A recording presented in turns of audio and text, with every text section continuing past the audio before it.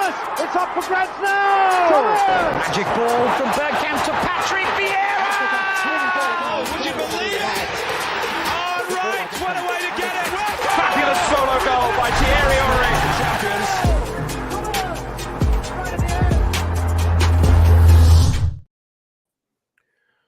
Good afternoon, or good evening, should I say, and welcome to an edition of Arsenal Lounge. It's been a few weeks. It's been a minute, as the kids would say, the cool kids, but look, we're back.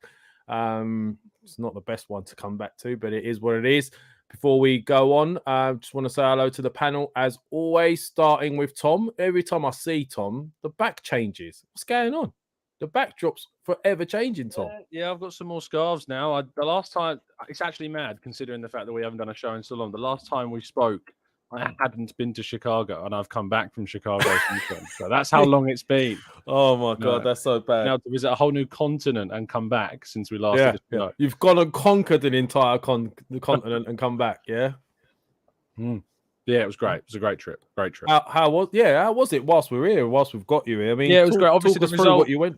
It was over the weekend of the Southampton game, which again provides some time context as well. It was so long ago, but it was great. Honestly, like, for those of any doubts about kind of, how passionate these fans are in other countries, like, go and visit fan events in other countries, because it's amazing to see their passion. I mean, I've been in pubs in England that weren't as, up for it as that pub was. So, yeah, it was brilliant. Amazing trip. Very welcoming.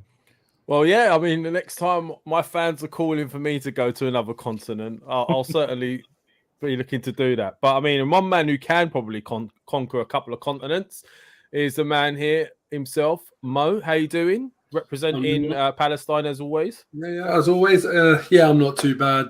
Talking about clues as to how long it's been since we last did a podcast. The last time we did a podcast, is this DLL?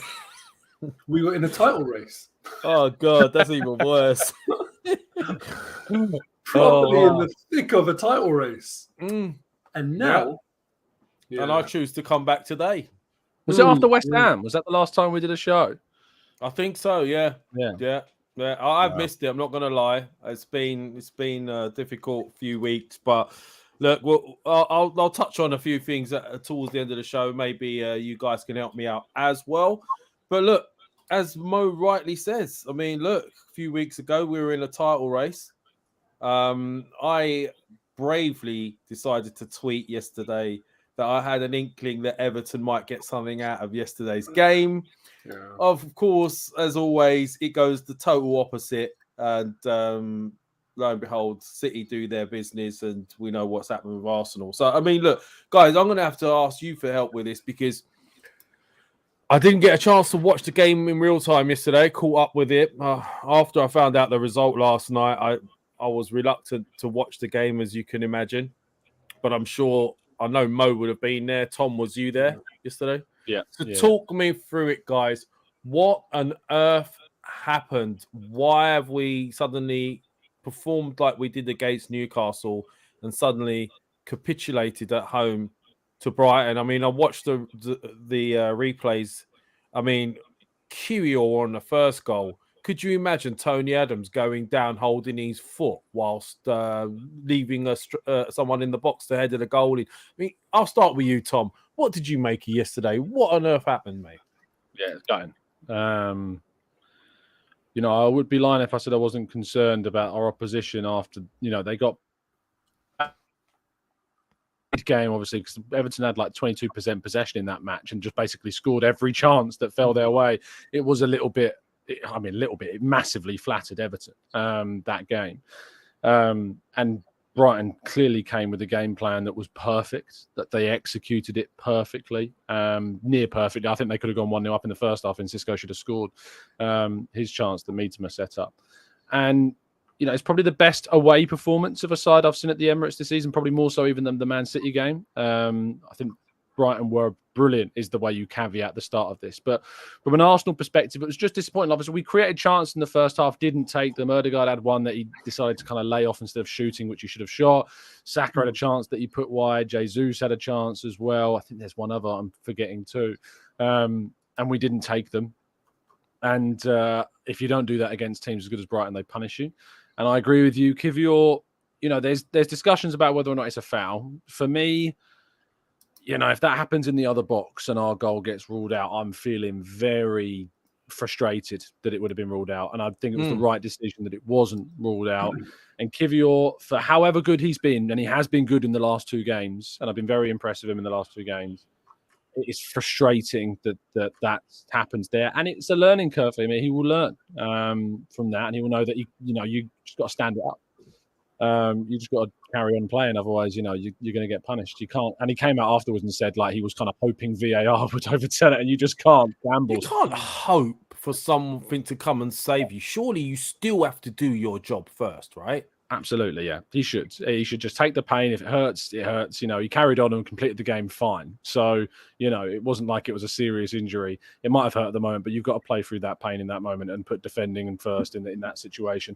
And then after that, obviously, we took Jorginho and Xhaka off and put Partey on and put obviously Trossard's moved into kind of a number 8 role with Nelson, I think, coming on as well and playing in that front 3.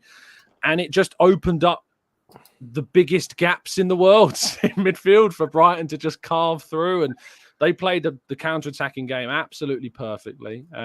Ultimately, again, it's mistakes, though, that costs in the end. Trossard's, you can't be doing those little flicks. I mean, the second goal, that was poor. That was poor. Should have learned from Partey against West Ham. You can't be doing these little flicks in your own defensive thirds. And unfortunately, again, Brighton were ruthless. But I mean, all throughout the game, Ben White was torn to shreds by Mitoma. This guy's written theses on dribbling, and you can tell that it's clearly done his research because he'd stop him, wouldn't he? And then he'd stop him, and then he knew he had a yard on him. Isaac did the same thing at Newcastle. Isaac did it a couple of times, just stopped Ben White and then turn. Because Ben White, whilst he's got pace when he's running, and he's been running, it's that his acceleration is not good. He doesn't have good speed off the mark. Whilst he gets up to speed relatively well, his acceleration just isn't there, and his recovery pace just isn't the same. So they were great, and I you got to give props to Brighton this season. They've been fantastic, but when it came to it, I think that the big thing that we're lacking, and we will talk about, I'm sure, is the Zinchenko factor that I think was missing. I think that was maybe a bit of a blunt lesson to a lot of people, including myself, that have been calling for Tierney maybe to come in. I think we've underestimated how good Zinchenko is for this team, even though he has his defensive deficiencies. And again, it's that extra man in midfield, isn't it, Tom? Yeah, that's what it is. We lacked control. They had more possession in both halves, and rightfully so. No, well put, mate. Well put. I mean, Mo, I'm going to come on to you. A couple of things I want to throw into it. It's obvious and clear that since losing Saliba, we've had to play a deeper line, which means that we are submitting space. We're sitting back a bit deeper, which means that we're giving more space in midfield. We can't press as high. Factor in as well Zinchenko not filling in for that midfield situation. Is this showing our lack of depth that's really cost us long term this season, over the whole season, Mo? I don't think that you can look at this game and say definitively that it's purely lack of depth. I think there were quite a few factors at play yesterday. And probably the biggest factor, in my opinion, was the Man City result and the manner of the result before the game. I think that really took a lot out of the team. And I think that when I saw the lack of intensity and togetherness in the press, that's what gave away to me, that there was a lack of real intensity and desperation in the team. I think they were a bit down, to be honest with you. What, you think they watched yesterday, the game before, and thought to themselves, this is done, and you think their morale got hit before they even went out? Not consciously. I don't think they walked out the pitch thinking, oh, no point today. But be honest. They were right, no point. But be honest, Tom, you were at the game. You obviously would have known the City score before you got to your seat for the first whistle. Did it impact you? Did it impact your mood and your excitement towards the game? Yeah. Same. Yeah. Yeah, it did. Were you expecting Everton to get something? I wasn't expecting. Game? I was hopeful. I was optimistic that was because obviously we've gone there. I was at that game where we lost 1-0, and I saw Everton dig in and play a really good game against us, and I was like, I know what they're capable of. And they've just beaten Brighton by being clinical and hitting on the counter. Mm-hmm. They beat Brighton 5-1 last week. And this is a mad thing. Like, this is just football for you. They've beaten Brighton 5-1. And then you look at it and you say, okay, now they're both going and playing, the two teams in a title race. Everton coming off a 5-1 victory against Brighton, maybe because you know how sometimes in relegation battles teams just click.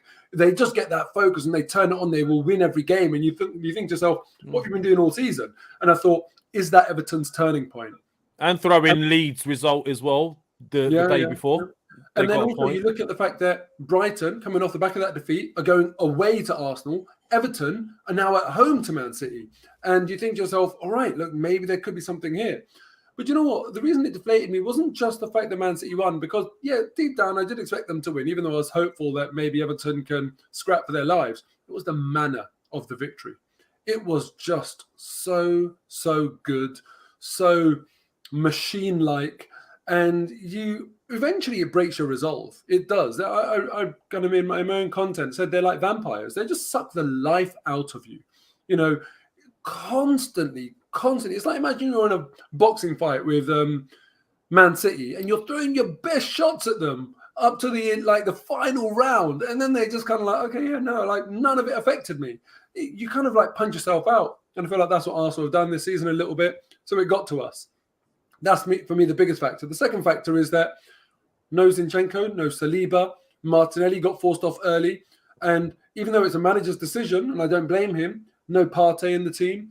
And you think to yourself, well, what was the starting 11 when Arsenal were doing brilliantly? When we went to Brighton and did so well away from home there, kind of blitzed them, what was the starting 11 that day? So the starting 11 is markedly different than what it was for the majority of the season where we were doing so well.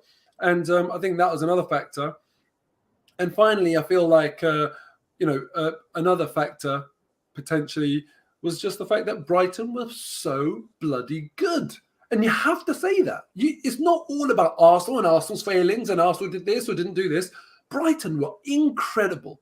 And like Tom said, have I seen a better team at the Emirates as the away team this season? No, not in Europe, not in the league, not in any cup competition. Brighton were the best team I've seen. Their proficiency and fluency for playing out the back was just incredible. And I know I've seen Brighton play, but it's different when you see it in the flesh. And when I went to Brighton away this season, they weren't that. They were very poor actually, but they were brilliant yesterday. So I think it's a factor of those three reasons. But I just wonder, with our starting 11, our first choice starting 11, and if Man City had lost, for example, and all of that energy came into the team and the crowd, could it have been different? Would Arsenal have matched them a little bit more? I felt Brighton played really, really well, and they maybe sensed there's a wounded animal there, and they took full advantage and went in for the kill. Oh, it sounds like you hit the nail on the head with that one. I mean, it's difficult without having watched the full 90 minutes, but from what I've gathered and from what I saw yesterday, Brighton did look great. I'm not going to suggest they weren't great, but we sort of played into their hands, letting in a goal. You're on the back foot. You're then having to press even more. They kind of knew that we had to come out and win that game. So for them, it was an ideal styles makes fights, as they say. Yeah. For us, our style suited Brighton. Last week when they lost to Everton, it was almost Route 1 football with Dominic Calvert-Lewin holding it up top and then bringing it down, and it was a different kettle of fish. And then you saw a completely different Brighton this weekend. But this is why I asked the question. I mean, the thing that keeps bothering me, and I'd like to have a discussion with you guys about it the most, because this tag of bottling, both through fans and our own fans in particular. I mean, I'm looking in the chats right now, and someone's, a couple of people say, "Oh yeah, it's because we bottled it and this, that, and the other." But I've been really thinking about this hard over the last few weeks while I haven't been on, and I think it's an unfair tag to tag this team as bottlers. I really do. I mean, at the end of the day, who else has given City a run for their money this season? Who's even come close to City this season? Nobody. So I'd like to have this discussion with you guys, especially in regards to the punditry that we've seen recently and our own fans and other fans. I mean, this team, what's your feelings about it now that we've obviously seen how it's turned out this season? We got sucked into the whole title race thing, and that was any fan base would have got sucked into it where we were and the points that we had at the time. Tom, what do you feel? Now, upon a reflection, how are you feeling about this season? I mean, we can agree now we're not going to win the title. I think the second place. Not over yet, Lev. Still mathematically possible. It is. If Man City decide to become useless in the last 2 or 3 weeks, and it's a shame that we couldn't keep the pressure on. I mean, despite the Leeds result, I still feel there could have been a few twists and turns. It's a shame, but upon reflection now, let's look at it with sort of logical eyes that we're not going to win the title. It looks like second place is pretty secure.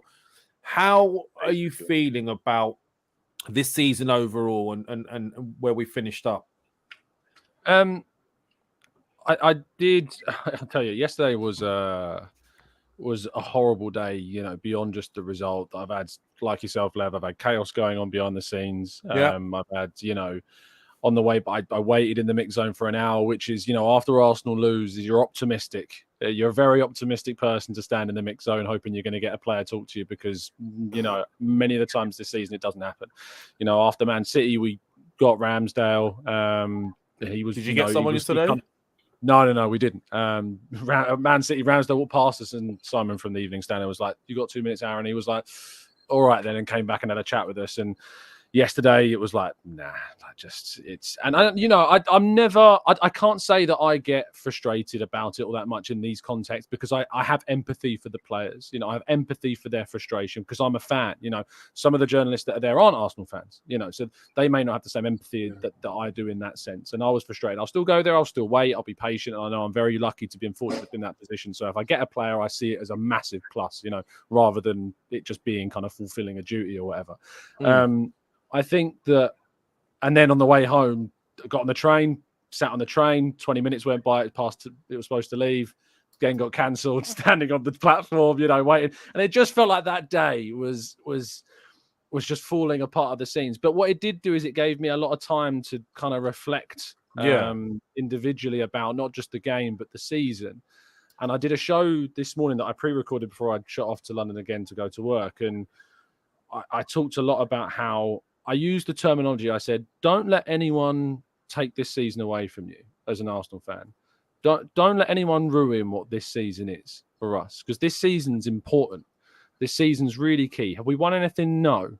Does that make it unsuccessful? Not for me. And I put a poll out on Twitter. I nearly called it a twirl then. I don't know if that's going to become a thing. The question was, would you swap this season for 5th place in the FA Cup? And thankfully, more than 95% of people said no, they wouldn't. I can't get in the mindset of the less than 5% that think that they do, personally. But for me, I think... Or the Rio Ferdinands of this world who suggest that they've had a better season than we have. Indeed, yeah. I mean, look, if they win the FA Cup, that's 2 trophies and third place or 4th place. So potentially there's a strong argument there. But if it's just the League Cup and 4th, I think there's debates to be had. But when it comes down to success, for me, I always want to see measurable progression from Arsenal, moving toward that target of getting this club back where it needs to be, which is competing for the biggest and best trophies around. And I think from my perspective, that is exactly what we are continuing to do as a football club, is move back towards where we want this football club to go to.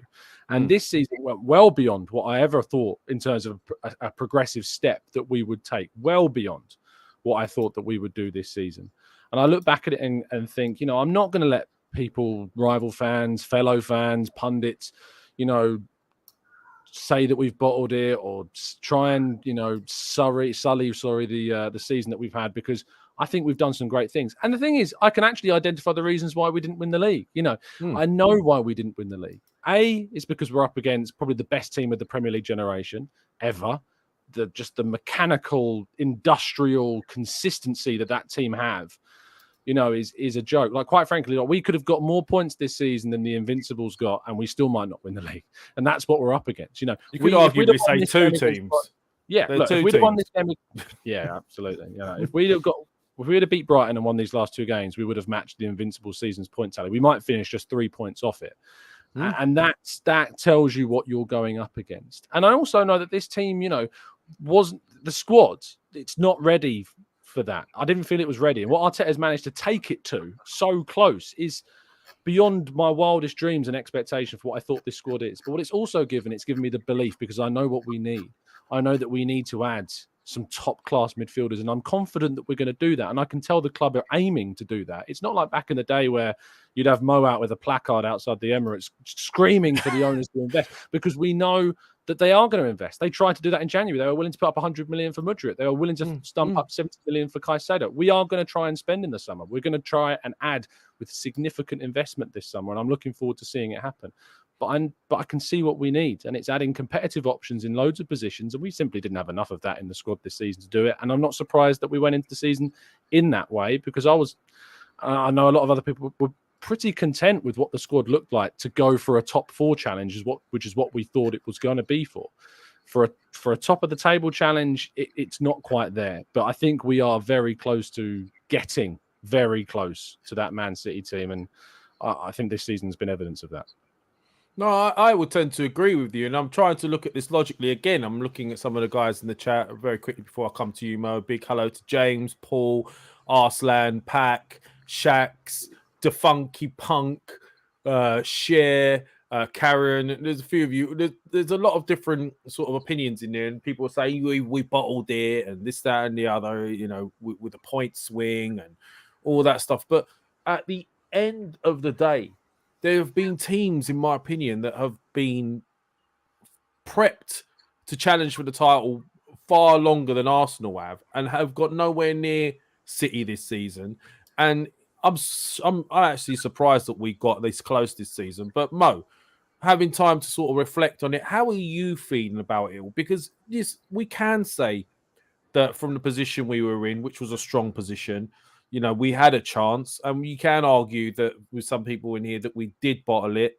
But then this is the youngest manager, the second youngest team. It'll be the first one Southampton go out, I believe. But look, how are you feeling about where we're at now, and looking back at the entire season?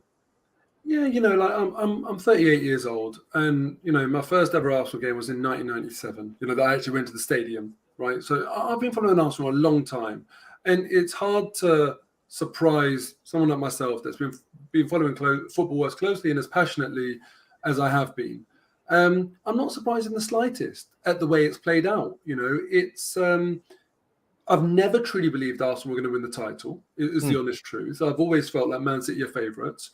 For the large part of the season, I was always saying we've got to play them twice. And then after they beat us, I said I've still got to play them again. And I'd always said as well that if we manage to avoid defeat at the Etihad, then I'll actually put Arsenal as favourites. But I never really did, or never did at all. So I can't, on one hand, say, I never thought Arsenal were going to win the league, and now all of a sudden get really pissed off about it. I've got to pick something here. I've got to pick a side. Have Arsenal completely let me down and messed up the league?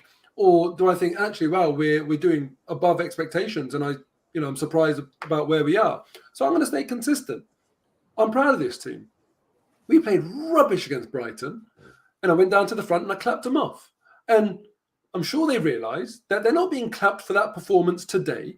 They're being clapped because they've given a hell of a lot this season, and they have been brilliant way more often than not. And yes, they've fallen at the final hurdle. And in my content, what I was saying is it's up to them now. Is this failure to win a league title when we were in such a good position going to be failure compounded with more failure in future years? Or is it just going to be a checkpoint on the way to success? Now, I think a lot of people are quite scared of admitting that they failed. And a lot of people are like, it's just like a reflex. If someone taps you on the knee, you kick your leg out. If someone says your team bottled it, you say, no, they didn't. And actually, you know what? I'll take a different view.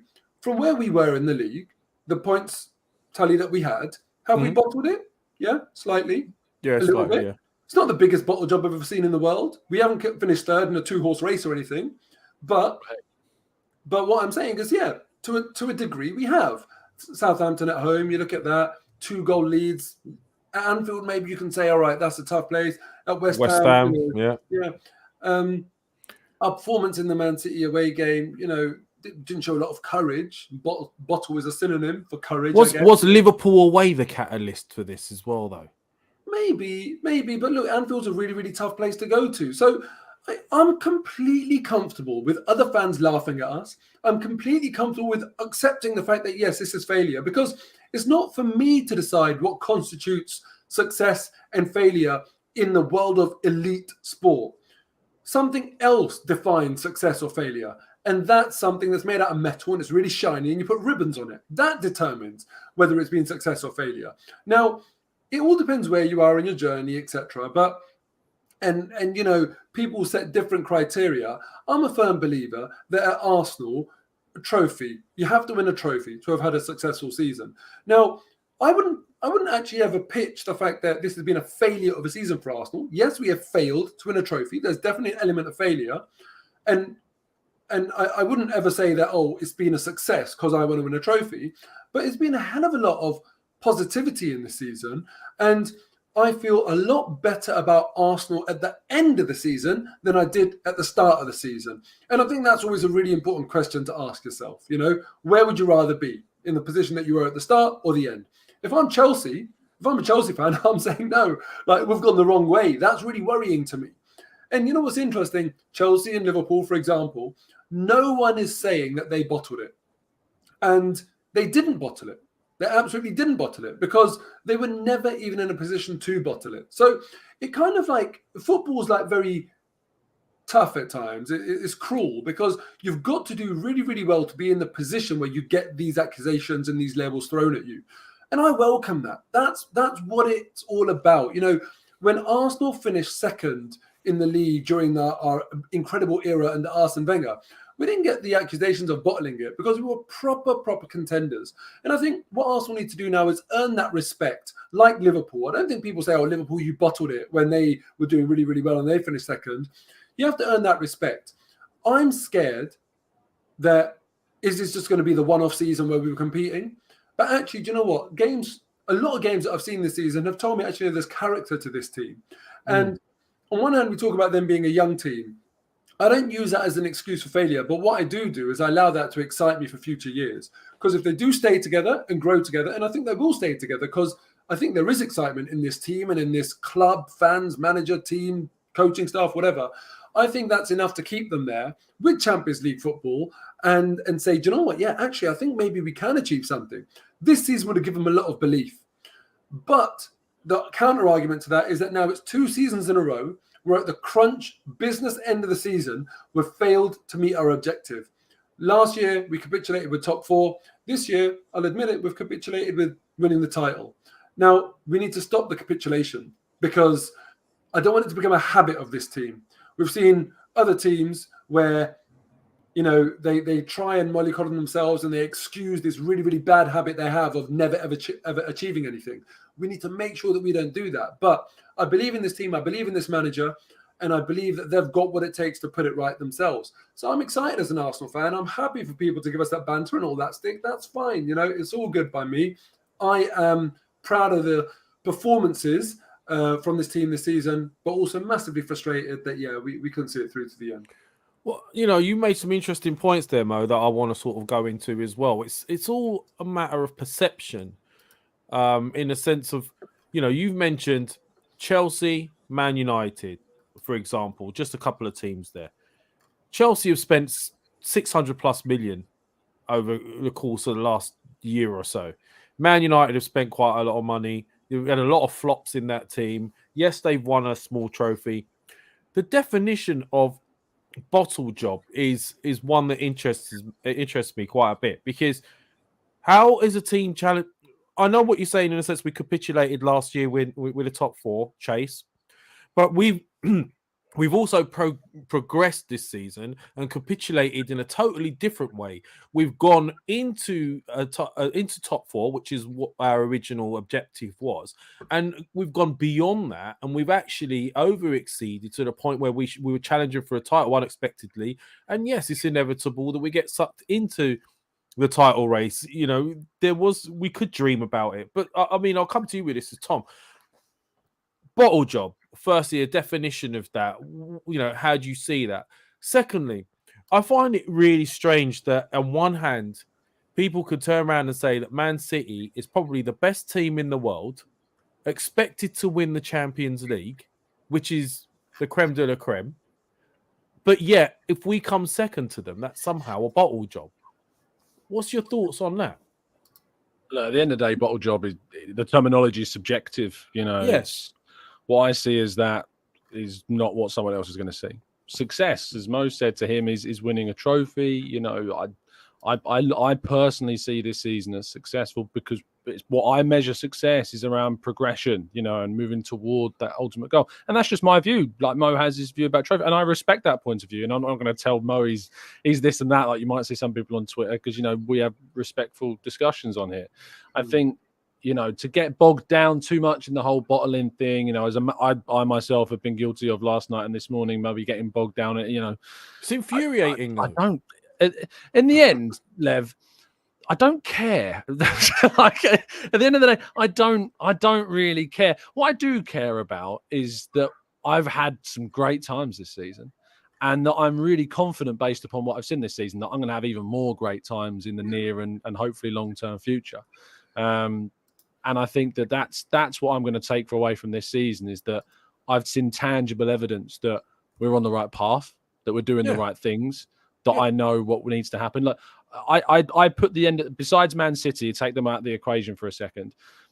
I look at William Saliba's injury as what killed it for us ultimately. Huge. I think that was huge. I think everyone's underestimated just how big that moment was. Yeah.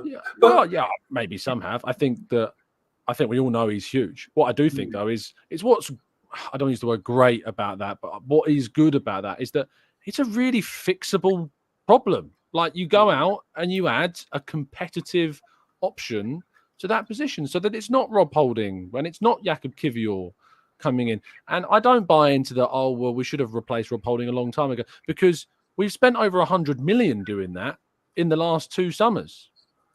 We've integrated a 27 million pound centre back in Saliba. We've spent 50 million pounds on Ben White. We spent 20 million pounds on Tomiyasu.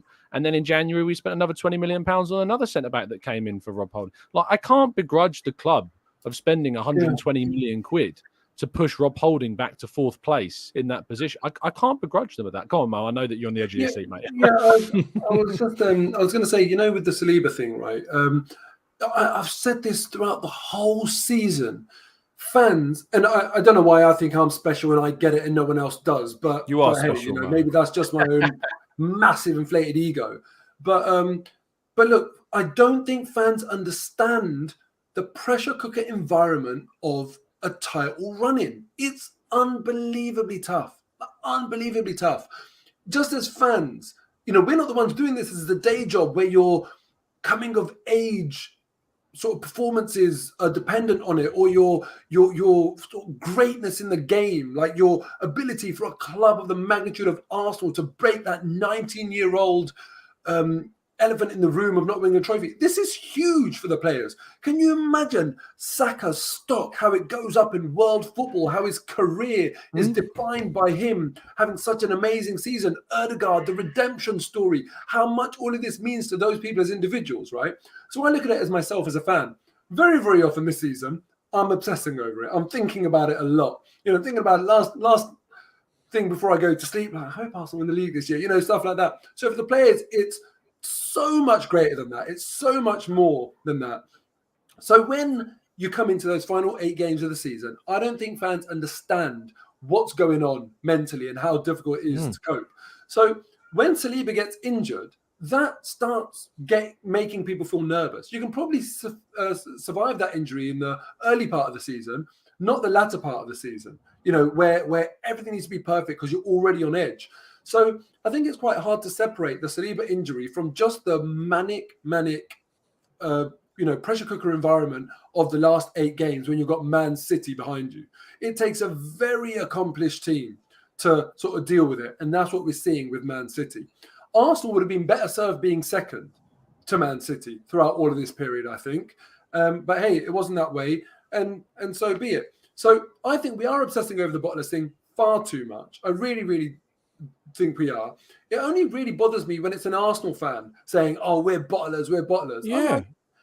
I think, when you say, we bottled it, or you bottled jobs, or we're bottlers, I think they're all fairly different. And there's one thing that's trying to provoke.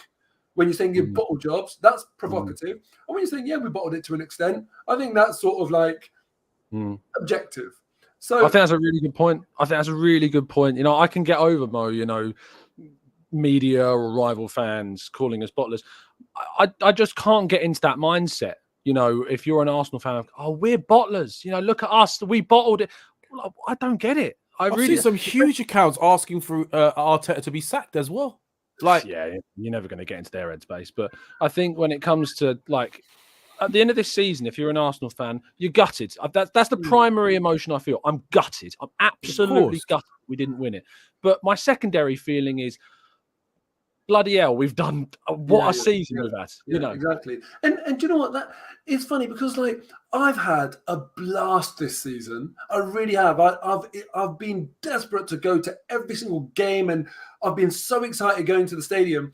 In recent weeks, it's felt different. And I've actually, I'm sounding a bit too in my feelings, but I felt sad going to stadiums. There wasn't that spring in my step and that urgency because I know the writing's on the wall. Yesterday, I felt like crap going to the ground. You know, I really did. I was petrified going to Newcastle, mate. I was petrified. Yeah, what a performance that was. But you know brilliant. what? It's like overall this season, I've had an incredible time. I've left the vast majority of games absolutely buzzing, really, really happy. And like Tom was saying earlier, don't let anyone take the season away from you. Now, it will count for nothing if next season we look back and say we were just sort of one season nearly rans. But we have to take the benefits out of this season and say I've really, really enjoyed it. It's been really good. Obviously, it's ended in heartbreak, but you have to put yourself in that position to be heartbroken. We could have just petered out like Chelsea or like Liverpool or whatever it might be. But let's not forget, go back a few years. What were we asking for? We weren't asking to win the title.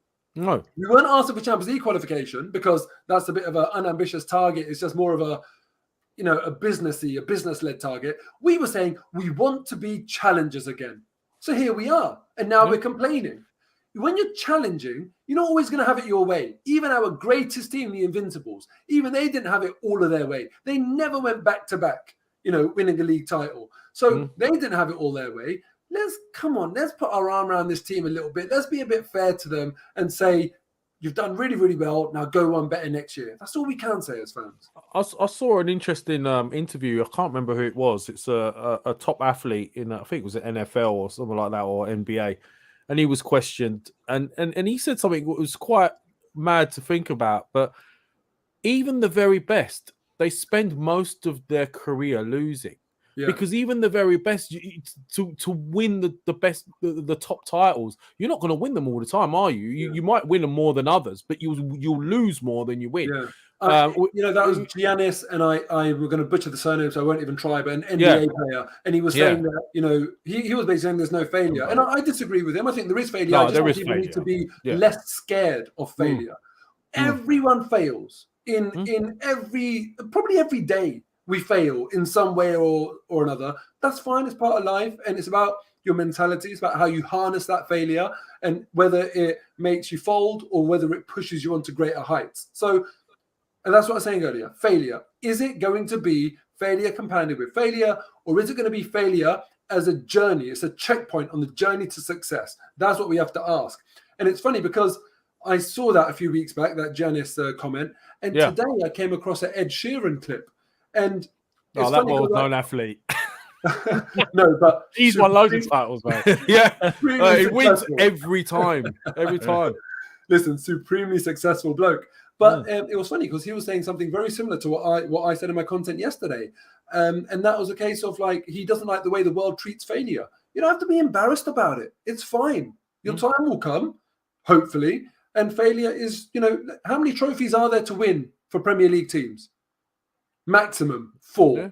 Yeah. That means 16 teams are going to fail. It's more common than winning is. So I think we need to change our viewpoint on failure, not to accept it, but to use it as something to harness. It's funny you brought up that Giannis point because I asked Arteta about that quote. I said, do you subscribe to the same thought process about seeing it? And he actually said no. He says I won't. He says like I won't use those words. I don't want to use those words around my team because he doesn't want to instill a feeling that you can fail and still see success. Now, whilst I reflect on the season and whilst we didn't win the league, I see successes in it, and that's what I asked him. I thought, you know, in reflection, fair play to Arteta for saying no. I don't want to talk about the fact that we might not win the league and there's still going to be successes, because we still can win it at this point in time. And I don't want to feed that narrative that we might still see success because he wanted to win it. And that's what I know that we've got. We've got a winning mentality in Arteta and this team that will lead us, what has led us towards and getting closer to that title. I'm glad you said that. Yeah, go on. I'd love to see all these people that kind of like do the whole bottle jobs and you're all failures and that sort of thing. Because for me, Arsenal haven't been successful this season, but they're not failures either. I'd love to see them on their children's sports days when their kid doesn't win. Do you know what I mean? Yeah. Do they hold them to the same bloody high standards? Do they say to them, "Oh, you're a bottle job and you're a failure"? You know, I think sometimes we have to look through the glass here, and people are doing this for content. They're doing it for views. They're doing it for engagement. You have to be provocative. You have to be a bit extreme. And this is why I like talking to you guys, because we can just have sensible conversations, not as fans, fanatics, as supporters, you know, people that support the team and appraise it how it should be appraised. And we're all gutted. Go on. Sorry, Martin Odegaard, right, is one goal away from breaking Kevin De Bruyne's non-penalty goal scoring record. And Shaheen hasn't been here at all. And I'm fuming. Maybe that's why he's doing Tom, so well. Can I just shatter something for you? I heard that stat. I believed it as well, and I actually put it in one of my 5 at 5s. It's not true. What do you mean it's not true? Dele Alli. He played in the forward line during that season. So that's the thing. That's the caveat. So Spurs fans have been trying to sully that and say it's Dele Alli, but Dele Alli actually played in the front three on numerous occasions during that season. So that's why. I'll take it. Listen, I'm not going to argue with that. He does it. Dele Alli is now he's now doing balloon gas in Turkey, isn't he? Something like that. Very quickly on that analogy with your kids, in the sense of, you know, if they fail, would you call them failures if they don't win something? I mean, that's a great analogy, because I was looking at that myself. If my son or one of my daughters had tried something the year before and just missed out, but then this year she worked really hard and excelled way above what she did the season before, I'd be proud to say, do you know what? Yeah. That shows mentality. You had a near miss last year that could have made you lose confidence. You could have lost heart. You could have gone backwards, but instead it's made you stronger. And Tom sort of hit on the Arteta aspect as well. I wanted to mention, I am confident in the sense that even though we failed this year in the sense of a title challenge, from what I saw the season before, I see this team as growing from that again this year. The failure of what happened last year galvanized them to make sure it didn't happen this year. And I could see that happening next season as well. And Arteta is not that type of individual that will let these guys rest on their laurels. He wants to win things from what I see. He is a winner. And I don't understand the very same people asking for Arteta to be sacked. Whoever, I'm not going to mention who some of these accounts are. Don't even take into account that the reason that we have now sort of have this new direction and this ability to challenge is because of the very person you want sacked. It doesn't make any sense to me, but I just do not understand the mentality. There was someone in here that has put in, Cliff has said this. Thank you for your support, by the way, Cliff. Lads, be honest with yourselves. If any other team had capitulated like us, especially Shy at Hart Lane, we would be calling them bottlers. Is what it is. Listen, again, it's this thing about bottling. If somebody had told you we were going to challenge and be in the top 2 this season, you would have called us idiots. You would have said that we were. I don't think, did any of us in predictions suggest that we were going to be in top 2 this year? Obviously not. But listen, Cliff is right. We would have done that. And do you know what? We would. Because we are Arsenal fans. Yeah. That's the game. That's what we do. That's why it's fun. You're 100% That's why it's so odd that Arsenal fans are saying it. That, exactly. Know. Yeah. It's odd behaviour. But it's a difference of bottling a title challenge to bottling top 4, which was last season. You know, you could argue that. Yeah, but irrespective, Cliff is right. Listen, Tottenham could have, won a title. Oh, God, well, they're obviously not going to. But Tottenham could have won a title, and I'd be like, it's a crap title. It doesn't really count. I'd find an excuse. We're Arsenal fans. That's exactly what we do. It was a crap title. Yeah. So what I'm saying is, I'm not going to be fair. I'm not going to be objective when it comes to Tottenham, but I will for my own team. That's when I'll speak honestly. And I think you can tell we're having a conversation that's not there to be provocative or it's not banter. We're just being quite honest and having a proper conversation, adult conversation. When it's Tottenham messing up, we don't go into adult mode. We go into child mode. We go into that's it. So come on, Cliff, get with the game. Well, I guess we have to accept that that's what happens with opposing fans with us. I think more so is the relief for them that we didn't win it this year. I think that's what it's all about. Yeah. Oh, without a doubt. You know, the thing I've seen a lot of Liverpool fans in particular highlighting this, and a lot of the terminology is you've bottled it and you won't get another chance is another line that I've seen from. I don't that is pure trying to convince themselves that Arsenal aren't going to be a threat moving forward. Like Liverpool's title challenge was bottled in October, and that's generous, you know, to say that it was bottled within months of the season beginning. Chelsea's was too, you know. And both those teams, Chelsea and Liverpool, go into the seasons with the budget, with the investment, with the existing squads that they have, going into that season going, our target is to challenge for the title. Arsenal's challenge at the start of the season was not that from our perspective as fans. You know, it was, we got to get back into the Champions League, take that next step, then move to the next step of going and challenging for the league for the majority of us. And that's what we've done. And I'm still gutted the same way that last season for me it was about, you know, because we need to get back into Europe. If that was top 6, that was the next step of the progress. But we ended up nearly getting top 4, and we ended up being really disappointed because we led that race for so long. 2 seasons isn't a trend, you know. 2 seasons when the objectives change partway through and you've then missed out on it right at the end. That's not a trend. If we make it a 3rd and a 4th, as Mo says, then we can start to worry about trends for me. It's not a trend right now. But look, I think for me, it's about looking ahead this season now. You look ahead at what we need to do. And I think that the objectives are clear. Yeah. Well, you mentioned trends very quickly before we go into the objectives for next season. The trends, when you look at it now from a statistical perspective, is there has been progress, right? Not just through the title positions over the last 2 seasons, but also through players that have been playing for us and what they've been doing. For example, Odegaard this season, adding goals. You would never have, people were saying a season or 2 ago, yeah, he's a good, tidy little player, but he doesn't really do anything in the final third. Then you see assists. But he doesn't score. But now you're seeing goals. So, you know, we're seeing progress from players. Martinelli's progressing. Saka has progressed this season. You know, unfortunate with some injuries.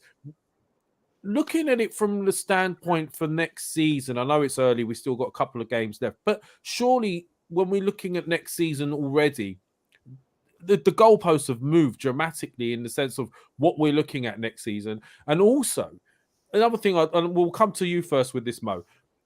When you look at other teams and where they're at and where we're at as a team right now, how young this team is, and in the sense of when we go out in the summer, the type of players we can go for has changed now due to Champions League. Also, from the fact that we can maybe now afford to go in for the top quality players because the rest of the team in itself is a far better situation. How do you see where we're at now, Mo, for next season? And let's start discussing which areas we should be looking at for next season. This is a really tough question. I think we all want a central midfielder. It's really baffling to me, actually, what's happened with Thomas Partey. Yeah, weird. Very weird. He was someone that I thought was team of the season. And actually, I still put him on my team of the season. I think he's been absolutely brilliant, even though Rodri is making a phenomenal last-ditch challenge for that spot. But Partey has been so good this season. And I looked at him and I thought, I'm so glad we've got him in the team because we've got a very, very young team. And he's got to be that guy that calms everything down and just does what Thomas Partey has been doing for so many games this season. But actually, when it came down to it, it wasn't our young guns that, you know, lost their heads. It was Thomas Partey. He really let us down and he's been taken out of the team as a result. And I wonder if there's more. Maybe Tom, with all of his connections, can give us an inside scoop. But, you know, it's a really... Are you getting at the background stuff that we've been hearing as well? Do you think personal matters have crept into him? Honestly, I really... He's not the same player, is he? He's definitely not. I just don't know what the hell's going on with Thomas Partey. He looks like a shadow of himself. And so early on in the season, I was saying that, you know, when it comes to adding a new player, Granit Xhaka, as good as he's been, I think this is the best he'll ever be for Arsenal. I really can't imagine him. Would you keep him as backup. Yeah, I'd happily keep him, but equally, if he wanted to leave, and also it's a real skill knowing when to sell, selling at the right time. I don't think there'll ever be potentially a better time to sell him. It might be the right time to let him go and get fresher legs in. Because if we get rid of Xhaka and that helps us get Declan Rice, I'm not going to complain at all, you know? So it's a real skill selling at the right time. But for me, it was about Granit Xhaka, and that's why we need a midfielder. But actually now I'm not even sure about Thomas Partey. Why is it that he's a bench player now? And, I just wonder what the club's going to do. I'm interested. Put it that way. Caicedo, Rice, I would dream of Bellingham. I think there's some really, really, really good. I know, Tom. I know there's some really good centre midfielders on the market this season. McAllister as well. So, look, I think that's one position, and another position is the centre forward one because Gabriel Jesus is phenomenal.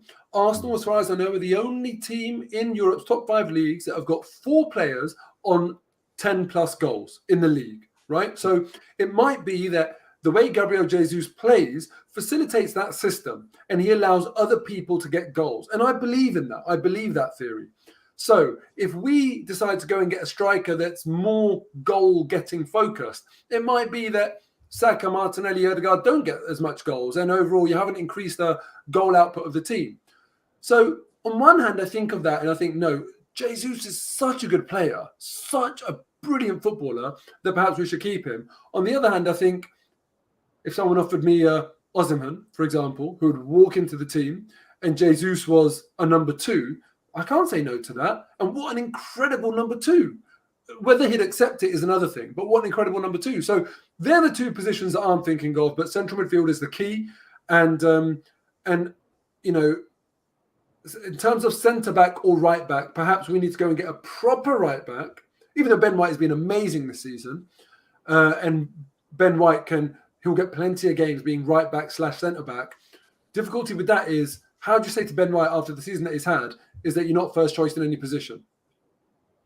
Good point. I mean, Trippier would have been a good addition, wouldn't he, this season? I see the fact with Jesus, I definitely would want us to go and get a top draw striker, somebody who's cold in front of goal, who's just a killer. But the thing with Jesus as well is you've got the option to play him in one of the 3 out wide, haven't you? Like one of the 2 positions out wide. So you can swap the centre forward position with Jesus as of when, with different competitions that you have, and you can also have the option to play Jesus wide.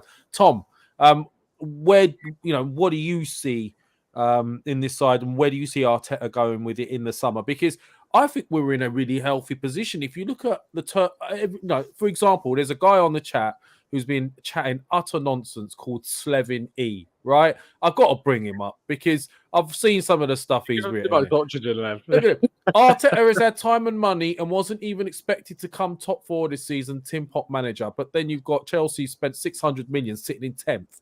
I just don't. You've seen progress. He's got rid of a lot of dross. He's changed the mentality. He's changed the way we play football. He's changed the way we, the type of players that we bring in. I just do not understand this guy's mentality. But how's he?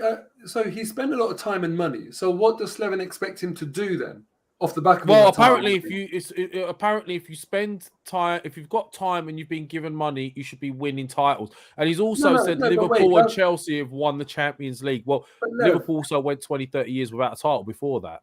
But Lev, if you look at his comment, he said he's had time and money, wasn't even expected to get top 4 this season, Tim Pot manager. So with time and money, I expect a title challenge. Arteta's delivered that, and when he said wasn't expected top 4 earlier, well, that's nothing to do with Arteta, is it? What other people expect of him. So on what basis does that make him a Tin Pot manager? Maybe it should be Tin Pot pundits, because they don't know what they're talking about if they were expecting him to not get top 4 and he went and mounted a title challenge. I don't see how you come to Tin Pot as a conclusion. They are baiting you so much. No, but it's great. I love this. You've got 4 door more, whatever his name is. He uses a Little's catalogue picture as his own picture, yeah? And he claims that I am a serial loser because he follows me around every day. But these are the sort of funny things I like to bring up. I like bringing this shit up. But look, but they're just losers sitting in their room. I know, but I like bringing them up. But he's made his evening. So is it made his evening? Yeah, you have. Oh, there you go. Then I've made his laughing. evening. I've made his evening. But anyway, going back to where you think what we're going to be doing in the summer, and where you think we're sitting as a team, what would you do, Tom? I think it's obvious what we need to do. I think, midfield in particular. What the slogan of the summer for me is reinforce, don't replace. And I've done a few things on this. Is like Xhaka shouldn't be sold, Partey shouldn't be sold. We need to add to them. You don't. So you won't get rid of Xhaka? No, because you need to add, you need to upgrade on him, but you need to keep him. Like when City brought in Rodri, they didn't let Fernandinho go. Fernandinho stayed. And they upgraded on him with Rodri, and then they were able to kind of have that. So when Rodri wasn't there, Fernandinho came in. So that if Rice isn't there, who I would absolutely sign, Partey's there, or you play them together and you can rotate. And that's how Man City do what they do. Yep, look at Gundogan, who's been brilliant. And you've got we talking about like getting rid of him. Exactly. Yeah, and Partey's now going into his early 30s. He's got the experience of a title challenge in the Premier League. He's won the title with Atletico Madrid. You keep that. And I agree with Mo on the striker. Like Jesus is great. I think he's a big reason as to why players around him have been better. I think he's a big reason why Martinelli's become a lot better in particular. And I think that if we added another forward, or if we're convinced that Balogun maybe can be that, I think he'll go. But, just as the example, if you bring in a goal scorer, because Nketiah's, he's not it. Like, with all the due respect to Nketiah, I appreciate what he did. I appreciate how he covered for Jesus, and we were still top of the league with a gap when Jesus came back. So, he did what he needed to do to an extent. But if we are going to compete with Man City and Erling Haaland and Julian Alvarez, we need to bring in a player that is going to allow us to do that with Jesus. I don't think that there is obvious candidates accessible or the level nearing Haaland. And that's just the reality of what Haaland is. Who would you go for, Tom? Let me throw that in as well. Look, Mo said Osimhen. I think if you can get Osimhen, you get Osimhen because he's the best. How much is he worth? I think Napoli will ask for 100 million euros, to be honest. And that's why I don't think you're going to be able to get him. And so if you can't get that striker that's, the guy that's scoring 20 plus goals now already, a level that is not only Serie A, but in the Champions League is scoring too. For me, you have to look at the next level, which is strikers that are a bit younger, that are scoring a lot of goals already, and that have the potential to go for. That's why I still mention Balogun, because he's scoring goals. You can't. But what I would say is there's caveats with Balogun, because Lacazette's hopped back to Lyon and scored 20-something goals. Scorer now, isn't he? I find that he scored again this weekend. I find it so frustrating. Would you? The caveat is, sorry, Tom, would you not get rid of Nketiah, bringing Balogun as third choice, and then go and get that person? If that allows us to then go and get Rice and Caicedo, and you keep Balogun, then sure, I'm all up for that. Because for me, the priorities are in midfield and defence. Because a team that concedes 42 goals ain't winning a title. So you need to address that. We've scored a lot of goals. Mo said 4 players that got double digits in goals. That's the type of thing you see from a title challenger. But what you don't see from a title challenger is conceding 42 goals. So you need to address that problem. So the midfield and the defence needs to be addressed. But I still think that striker thing is something to talk about. You asked me who. I think there are 3 names in particular who are in that kind of range of young forwards that could get there. One is Gonzalo Ramos at Benfica. Another one is Randall Kolo Muani, who is at Frankfurt. And another one is Rasmus Højlund, who's at Atalanta, and, he's a young Denmark striker that's scoring for fun as well. And there is one more, actually, but he might come to me. Dusan Vlahovic, I know people have mentioned. I'm not sure he's the right player. He's scored like 8-9 goals, I think, for Juve this season, so maybe a bit more. Let me talk to you. Jonathan David scored more than Balogun in Liga. Yeah, potentially Jonathan Davis, and he's really good in terms of kind of collaboration as well. You wouldn't lose that, say, if you brought him in. So maybe he's there too. And one more, someone that can give us a bit of chalk and cheese. That's something gives us something that we don't have. Nicholas Füllkrug. Interesting choice. Yeah, I'm not sure. I know what you're saying with him because he's different. Yeah, he really impressed me in the World Cup. He's the top scorer in Germany this season. Yeah, more so than Kolo Muani, who's second to him. He's 30 years old. That's Tony problem. not getting in the mix? No, he doesn't. Why? Right. So the whole thing with like Füllkrug, for instance, or Tony, for instance, for me, what Arsenal need to do to go and get is they need to look at that bracket, at the age bracket in particular, find the player that's already scoring around 20 goals and that has the potential to grow even further. If you sign Tony, you get what you get with him, which is 20 goals at Brentford in a system that is completely channeled towards him scoring goals, which is why I've always been a little bit reluctant on Wilfried Zaha, because he's flourished at Crystal Palace, being the star man there. You're coming into Arsenal, you're not a star man anymore. You are not the centre of attention anymore. I'm not sure that and look, Tony could prove me wrong, but for me, I just think that you need to go for that bracket of striker that is already scoring 15 to 20 goals in the league and that can go even further and add something different to it. I also think that, the whole idea around, well, they're not going to want to come because they're not going to be starting as many games because Jesus is here. It's like, no, that's not the mentality anymore with this, with recruitment. If Jesus, as you said, Mo, you said, and correct me if I misquote you, but I think you said something along the lines of, I don't know if Jesus would be willing to do that when you said about, like, say, Balogun or someone coming back and starting. It's like, if he's not happy to do that, you get rid, mate. Like, you get rid, because you need the mentality of player to recognise that they are going to be rotated, they are going to spend time on the bench, and they are going to have to fight for their place. There may be has he not already proven that he is willing to do that when he was at City? Yeah, but that's why he left. And Is it? I do agree with Tom. It's not actually important whether he's going to be happy with it or not, because you don't say, to keep him happy, we won't improve the squad to the best of our ability. That's what you have to do. And then you have to react if a player wants to leave. But I think there is a case to be made that we perhaps should try. I hate saying it because I love him, but perhaps we should try and get an upgrade on Jesus. I don't. There's nothing wrong with saying that, though, Mo, at all, because that's the mentality of, if you can get an upgrade on a starting player in your team, who on earth is turning that down? Like, you know what I mean? Yeah, but I want the upgrade to be a real upgrade. I mean, I know you mentioned, Tom, look, get someone who's already scoring 15, 20 goals who can get there. I personally think we need someone who's already there if we're going to challenge. I don't think they're that out there. That's the problem, is that we have in that position in particular. Like, if you look at midfield, there's options for us. We can go try get Rice. We can go try get Caicedo. We can go try get McAllister. There are options. But at striker, for me, there just isn't that guy that I would drop the 60, 70 plus £1 million bid to be Tom, our how much investment. money do you reckon we've got in the summer? How much have we got?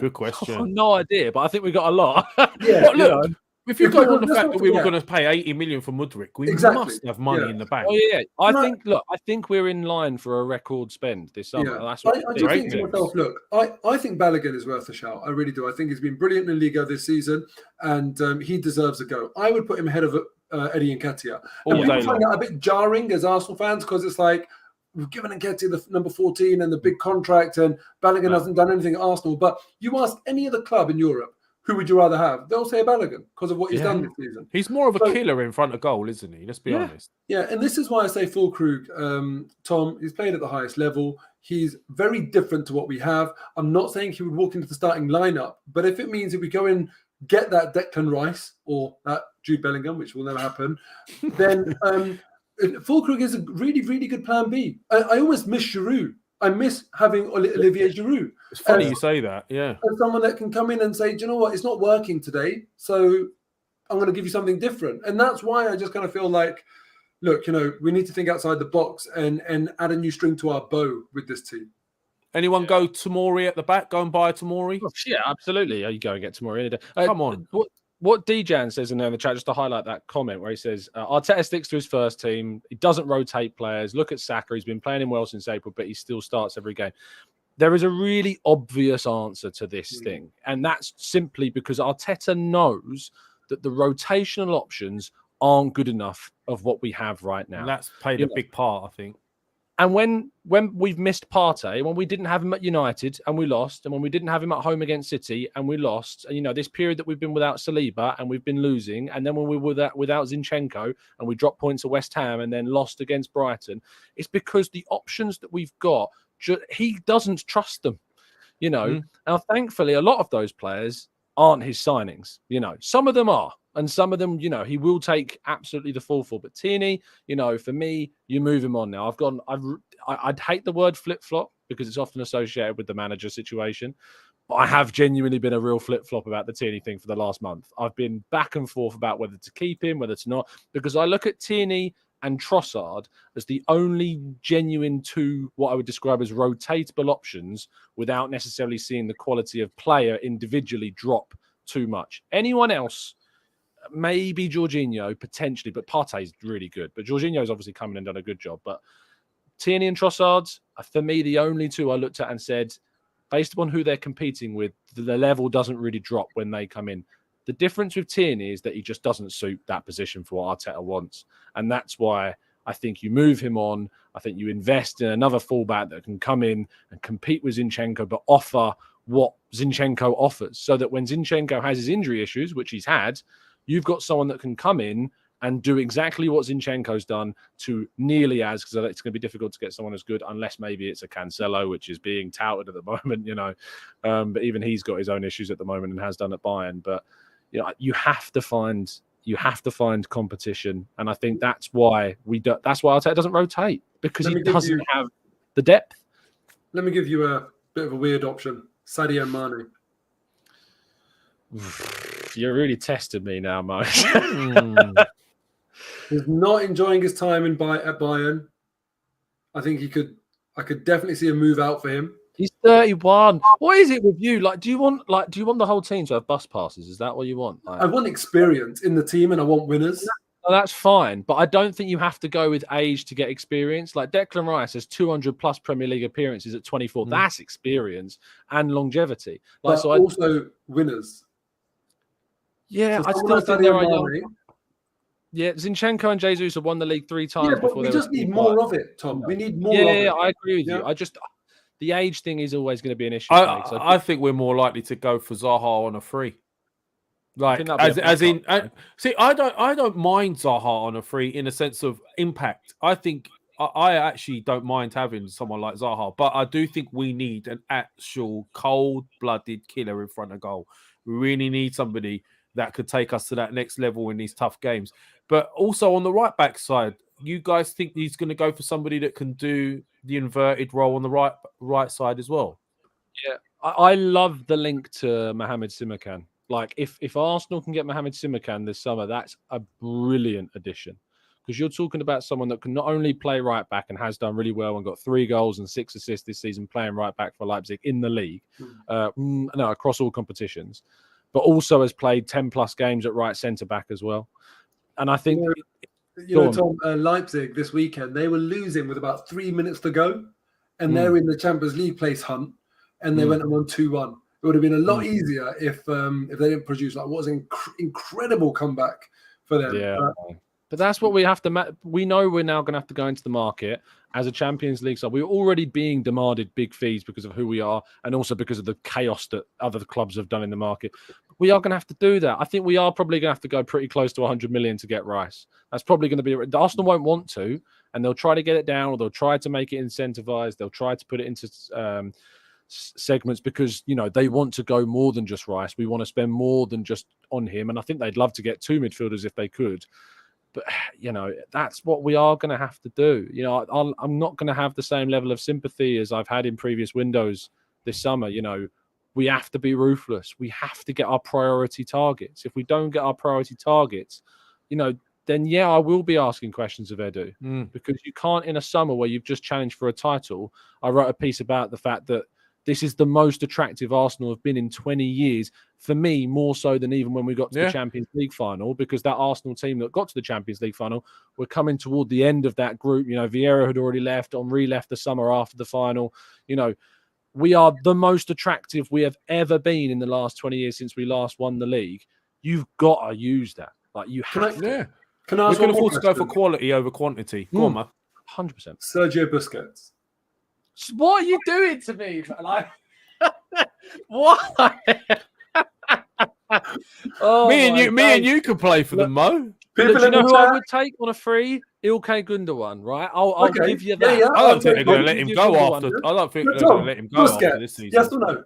No, like. Is there any players out of? I mean, Slevin has actually said something half decent here. Harvey Barnes. You know, you're getting really good props from Lev when you get told you've said something half decent. Yeah. It's the only half decent thing he said today. Harvey Barnes. There's going to be teams you can really poach for I this see what you season. said, half decent. Yeah. Yeah. But, I mean, would you take anyone out of Leicester? Madison, probably. Yeah. Pereira, reserve right back. What is it with you and 30-year-olds? No, Jamie Vardy. Jamie Vardy, Mo. No, not Jamie Vardy. Not Jamie Vardy. No, honestly, I'm just thinking Champions League football next year. Pereira's a really, really solid player. He'd be happy to be a reserve. We don't currently.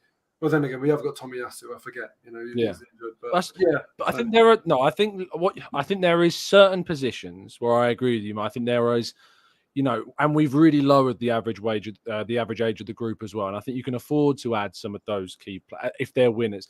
Busquets, for me, you know, I just think there are options in that position that are better that we can get, like Rice, and it's a really better investment. But then Rice and Gundogan as two midfield additions in the summer, you know, I think that's a great two pieces of business. If you can't get Caicedo because you've had to put 100 million on Rice, you know, throw yourself into the hat for Gundogan. In the still got Lavia from Southampton who are going down. Another really good option. And there's another striker option for you, Mo, as well. That someone's quite. There you go, Ibrahimovic. You can have him up front as well. Will Thomas Partey be at the club next year? Who? Yeah, I think so. I think so. Yeah, I think so. You don't think Arteta's lost faith or anything? Well, we'll find out. I don't think so. No, I just think he's been overused. He's been better recently. That's why he's used him. Yeah, and we have got players that can go out as well that we could sell to make money as well, guys. Edu has to get money this summer. Yeah. Like if Balogun goes and we don't get more than 30 million, I'm fuming. 35 to 40 for we don't get Balogun. more than 30 million, I'm fuming. Like he has to get good money for some of these. We can get the Declan Rice fee back just from some of those sales, can't we? Well, you can get at least half of it back through Balogun and Tierney. More than half of it back. Alone. Lokonga as well. Lokonga, you have to try and get your money back. Tavares, you have to get at least, I think, between 10 and 50. People will say, "Oh, I have to get 20 million," but he's been holding. How much you get for him? 10 million. Yeah. We're forgetting about Pepe and Guendouzi. Aren't they both still on loan still? Guendouzi's gone, mate. Pepe's still on loan, isn't he? Pepe's still on loan. We got a year left with him, yeah. Yeah, but Guendouzi, how much did we get for him then? 8 million. Oh my god. To be fair, when we that was the old era, him, guys. That was the old era. When we got 8 million for Guendouzi, he'd finished his loan spell at Hertha Berlin. They didn't want to sign him permanently. They were kind of sick of him. So there was no suitors other than Marseille that said, we'll sign him on loan with an obligation of 8 million. And Arsenal were like, yeah, take him. Like, we're so done with him. And West Ham now want to sign him to be Rice's replacement. No, Tavares. I'm sorry, Tavares. Oh, Tavares. You're talking about Tavares. Yeah. He's a goner. From but what I'm saying is, money coming from all of those.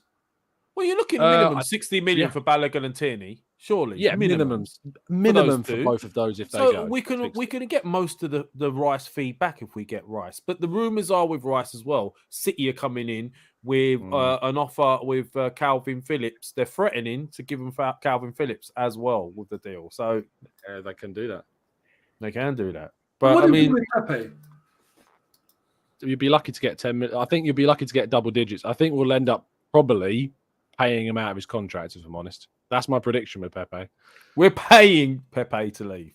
We're still doing that. We love those. We love them. Yeah. We'll go eventually. Look, we've been going for an hour and 15 minutes. I know you guys got things to do. So, very quickly, Wayne, bro, where you been? I'm sure you're probably asking. Where have we been? Yeah, I know. Where have we been? Where have we been? Big up, guys. He says, thank you for your support, Wayne. Been a while. Been doing some courses. Yeah, feel that disappointing, but I'm not mad. I believe we'll be stronger next season. And you know what? So do I. Very, very quickly before we go. Look, I've been really busy. I want to apologize. I've not been as consistent as I want to be. It's been very difficult without Shaheen. We were a double act, so now it's all on me. So, look, I've been thinking about for next season. I do want to get more consistent. I do want to get our figures up. So I'm considering potentially getting a second person in to come in and help share the channel responsibilities with me. So if there's anyone out there wants to get involved in it, wants to sort of, is good with video editing, that sort of thing, who's interested, drop me a message in the comments or find me on Twitter at Lavanja, drop me a DM and let's discuss it because I want to sort of get this more consistent, and I want to help take channels to the next level, and I can't do that on my own. It's been a bit too much for me this season. So that's that note. Anything you guys want to add before we go, Tom? No, I think it's been a pleasure to chat with you guys. It's been good always. back. Yeah, I missed you guys. Not gonna lie.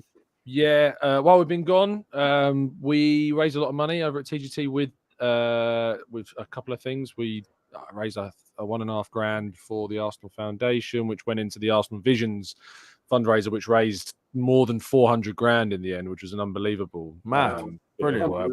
And that's all going to help the Zatari refugee camp as well, which is amazing.